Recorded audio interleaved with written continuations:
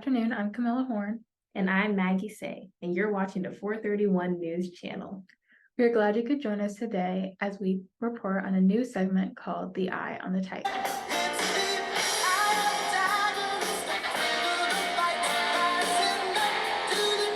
It is all about an Indigenous group from Northern Canada and their ongoing plight with a changing environment. So who is the Dene Nation? The Dene Nation is a First Nations tribe that resides in an area of land called the Dene, which means the Creator's Spirit flows through this land, and also the land of the people. This region includes the Mackenzie River Valley and the barren grounds of the Northwest Territories. The tribe stretches from northern Canada and moves west into parts of Alaska. The Dene have existed for over 30,000 years and were once a nomadic group that lived in teepees, pit houses, and lodges. They traveled often for hunting purposes, either using canoes or traveling on foot. They have only one language with several dialects, including Gwich'in, Satu, Techo, Techo, and Akaicho. In the time of colonialism, similar to other Indigenous peoples, the Dene were made to move to reserves when oil and gold were discovered in their territories. As of the 2016 census, 27,430 people have identified as having Dene ancestry, with 13,005 people being able to speak the language. Thank you, Camilla. So let's continue talking about their way of life. Like it was mentioned earlier, the Dene Nation used to have a nomadic lifestyle, but adapted to a more semi-permanent lifestyle around the turn of the century. Gradually, the Dene settled in small family-based groups, residing in log cabins that were used seasonally according to hunting patterns. So what about their livelihoods? The Dene Nation have always been skilled hunters, trappers, and fishermen. Hunting skills were passed on from generation to generation, along with vital information regarding animal behavior and habit. They are also great trappers, selling fur to companies throughout the North, although the economy of the fur trade is somewhat unpredictable. Moose is probably the most important animal in the lives of the Dene. It is hunted all year round, although hunting is best during mating season.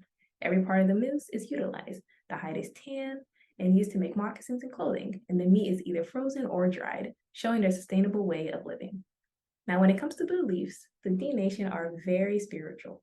Spirituality permeates every facet of life, from how people conduct themselves on the land, to how they harvest medicine, to even performing tea dance ceremonies.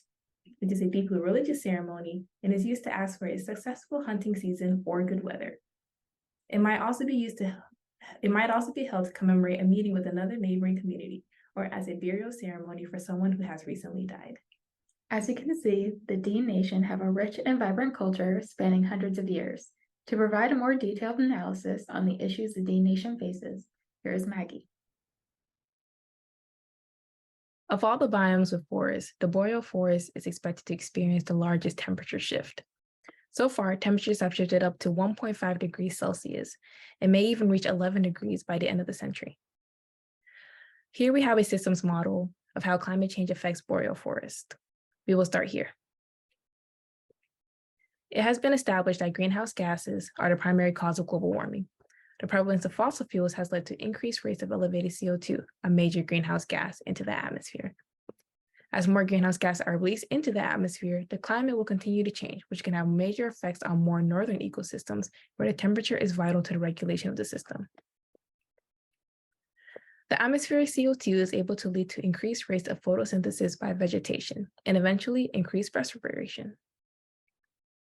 In recent years, the amount of primary productivity within a boreal forest has risen dramatically, indicating that limiting factors such as carbon are resulting in increased photosynthesis. While it may seem great that there is more growth of vegetation, the reality of the situation is the opposite. The tree species and overall vegetation in the boreal forest are well adapted to cool temperatures, but may suffer in a warmer climate. This causes a shift in species and results in the death of native plants. The Dene will have less of these native vegetation and have to deal with the gradual disappearance of familiar plants. The warmer temperatures affects animals too. Invasive forest pests like the Siberian moth could move further north and spread quickly, which could eradicate some tree species. Insects in the north are also hatching earlier in the spring. Birds that rely on these insects may lay eggs sooner than when they would have, and are doing it because of the abundance in food. Many of them are not even able to find food for their young. Some studies have found some of these short distance migratory birds to be arriving earlier in the season because of these increased global temperatures. Indigenous people are having to deal with increased pests as the climate warms. You know the saying, too much of a good thing is not a good thing? That is what is happening with fires in the taiga. It has been established that fires are crucial to the health and function of boreal forests. Global warming leads to greater heat flow within the air, which will result in longer times that it will take for these cool soil temperatures to return and extend the melting of the permafrost, along with decreased soil moisture.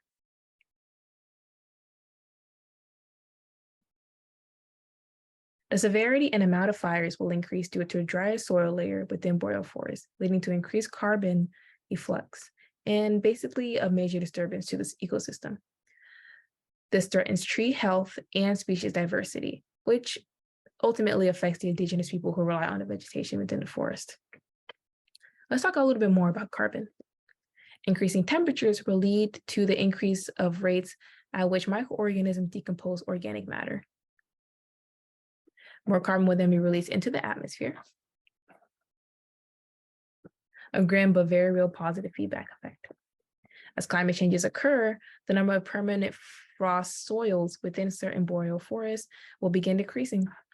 As a result, there will be increased carbon efflux, and the activity of microorganisms will increase, leading to disturbances of both the carbon and other cycles, such as the nitrogen cycle. Increased carbon emissions will have a positive feedback effect again, leading to more climate change and more carbon release.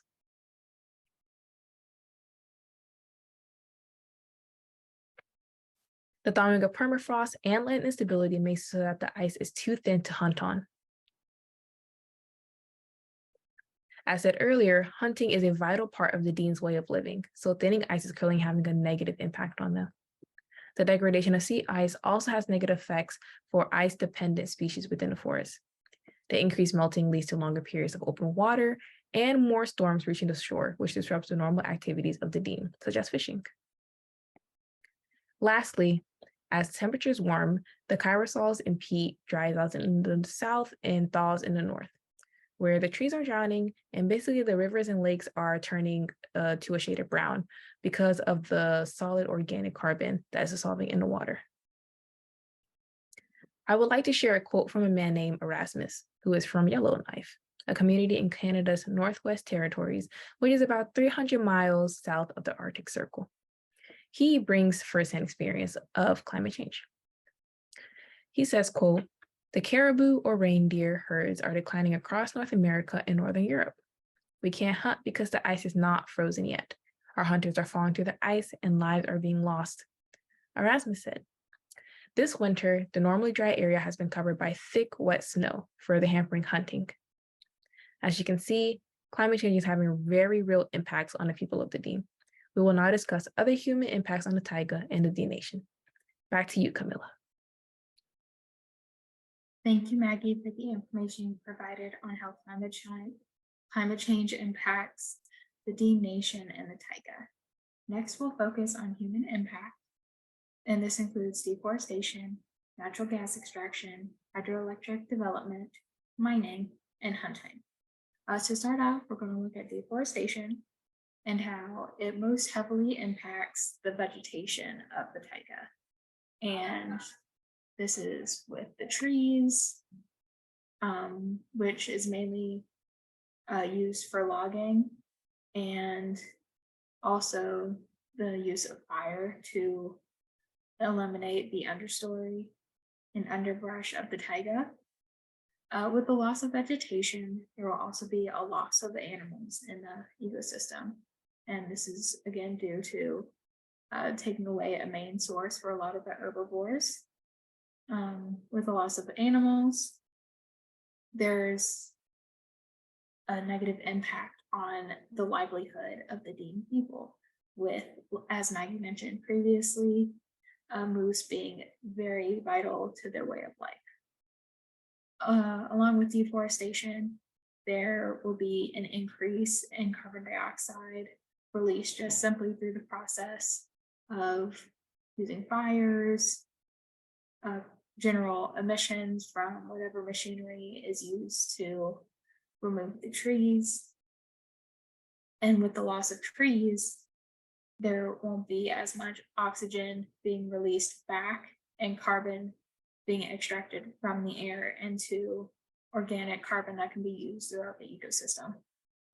With natural gas extraction, there is a heavy impact on soil, with there being chances for contamination and leaching. Once the soil is impacted, then that will impact vegetation. And again, with loss of vegetation, there's loss of animals. With natural gas extraction, there also runs a risk of polluting the waterways. And with the waterways polluted, then again, that will impact vegetation and animals. With hydroelectric development, Canada is actually one of the leading countries that use hydroelectric energy, with most of their lakes or most of their rivers having some sort of dam or hydroelectric facility attached to it. This has started to encroach on the Dene Nation's land, and they're trying their very best to maintain a sovereignty over what can and cannot be done to the water in their area. With hydroelectric development, there will be an immediate impact on the animals and the marine animals specifically, with fish not being able to reach their natural spawning points. And again, this will impact the Dene Nation as they rely heavily on keystone species like salmon. With hydroelectric development, again, there's a risk of pollution in the bodies of water, impacting vegetation and the soil around it. With hydroelectric development, there would also be a risk of changing the physical landscape of the way the river and lakes flows. And this could cause excess erosion, especially paired with the loss of trees and root system. River banks could just be completely washed away, changing the layout of the taiga. With the mining, this area in Canada specifically, there was gold back in the early 1900s, a lot of oil, and more recently, as of 1990s, diamonds were found.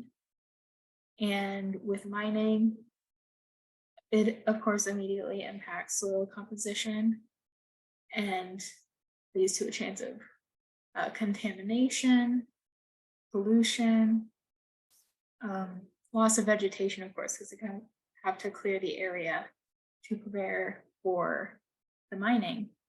But with the mining that was done in the 1990s, there had actually been a uranium leak, and the uranium ended up impacting the vegetation and the animals that all relied on it.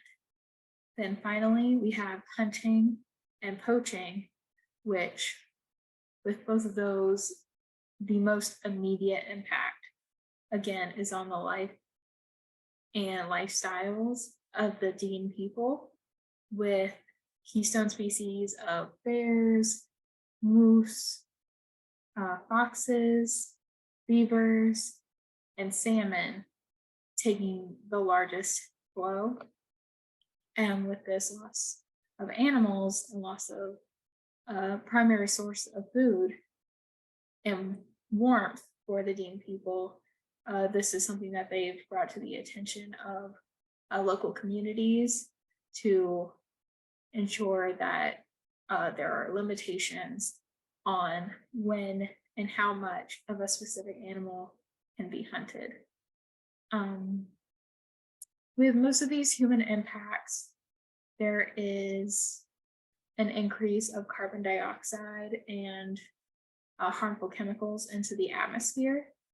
And with this, it contributes to climate change, which we've heard a lot about from Maggie. So just to do a quick run through, with the increase in carbon emissions into the air, we see a rise in temperature, and this rise of temperature will contribute to the melting of ice caps, a lot of permafrost, which is permanently frozen soil that also contains dead organic material. When that frozen soil gets melted down and that organic material can then leave where it was trapped, we see a lot of methane being released into the atmosphere and causing a positive feedback where increases climate change, increases temperature, results in more permafrost melting. We also see a change in precipitation where it occurs more frequently with the rise in temperature as well, but also with the air quality, it will result in acid rain and acidification. With acid rain, it will heavily impact vegetation, soil composition, as well as bodies of water. Now, with rising temperature, acidification, increased organic material in the waterways, this could also lead to eutrophication of the bodies of water, more specifically the muskegs that are known and are an iconic staple to the taiga. This concludes our human impact portion of this segment. I hope you all enjoyed. Thank you so much. We are now going to have a very special guest come in and share some solutions to our climate change issue. Thank you, Maggie and Camilla. The impact of climate change are more noticeable throughout the Boreal Forest. This has resulted in modification in non-living aspects of the environment, such as temperature, water cycling, and permafrost, as well as living elements like plant growths, soil microbes, and animal behaviors. These changes have modified the structure of the ecosystem and have triggered more positive feedback, resulting in more greenhouse gases. As we've known today, greenhouse gases are a big contributor to climate change crisis occurring today. That's why it's important that we reduce these greenhouse gases. One of the most important and efficient way to control climate change is adaptation. The Dene Nations are right now making plans to respond to local climate with the use of balance in time and educating others and working with many scientists to help resolve these issues. The Dene Nations has suggested some stuff that we can do as a community, such as protecting species. Some of these species include beavers. They're a huge contributor to the ecosystem in the Boreal Forest. They are engineers and play a critical role in the management of water resources, as they provide dams that protect and help with drought and reducing erosion on the shores. Simple things such as recycling paper, water products, wood products help cut down deforestation, which is one of the biggest threats found today in the Boreal Forest. Reducing hunting, reducing herbicides and pesticides are also known to help the Boreal Forest. But one of the biggest contribution is suppressing fire activities. As fire keeps burning down these trees, it's causing more CO2 to really be released back into the atmosphere. And normally, fires are really good for Boreal Forest, but at a frequently and a large amount of fires has caused a negative impact on the Boreal Forest and on our ecosystem. As we've known, the Boreal Forest has contained one of the biggest carbon sinks found today on our Earth. So it's important that we continue to protect these lands and help reduce this climate change. I here am providing a message from one of our Dene Nations leaders, as in which he tells the world that we need to continue to protect and ensuring that we are reducing these impacts on our climate. Elders say the earth loves us because it's been taking care of us for thousands and thousands and thousands of years, and it maintains the balance. The air is good to us, the wildlife is good to us, the water is bountiful. As Dene people, as indigenous people, we pay attention to everything that goes around us. The weather is changing, and our people have known that for many, many years. When you're putting too many poisons and chemicals into the air, when you are starting to put too much garbage into the oceans, too much chemicals into the rivers, when you have huge tracts of land that are polluted, no longer able to grow things and sustain things. And when they're all happening all at the same time, then it should be a concern for everybody.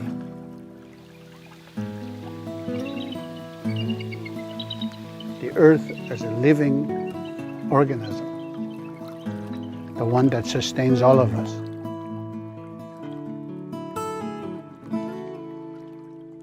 Just as indigenous people have rights, just as all human beings have rights, so does the earth.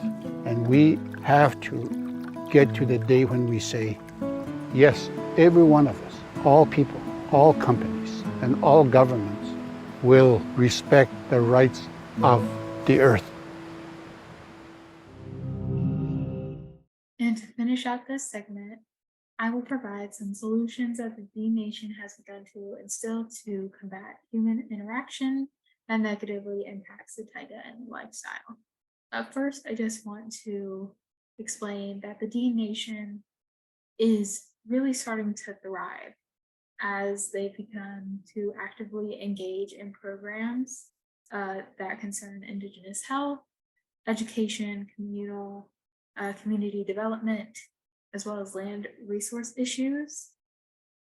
As a community, they've been able to reach some very important milestones by making Dene language an official language to the Northwest Territories, as well as being able to self-govern as of 2016, where they now own the rights to the land that they dwell on, and they can control the resources within it and live their life to the best of their abilities. Now, in regard to human interactions, there has been a lot of pushback since the beginning of colonization, where colonizers would continue to push the indigenous people out of the land in order to strip the area of resources. And in order to combat this, the Dene Nation has been actively trying to reclaim as much land as possible and enact laws to protect that land. And this includes converting the land into a national park. The Dene people were able to, again, continue to manage on their own and hunt and fish in the land. This park opened in 2019 and was called the Dene Nation, which means land of the ancestors. And this land covers about 4 million acres. There's also a drive to protect the national parks and the animals and plants within them. This is in order to just preserve the heritage and the majesty that is the taiga of northern Canada, and protect the animals that live there, the species that the Dene Nation depends on as a way of life, but also just to maintain the biodiversity that is the taiga. Thank you all for tuning in to our special report, I Am the Taiga.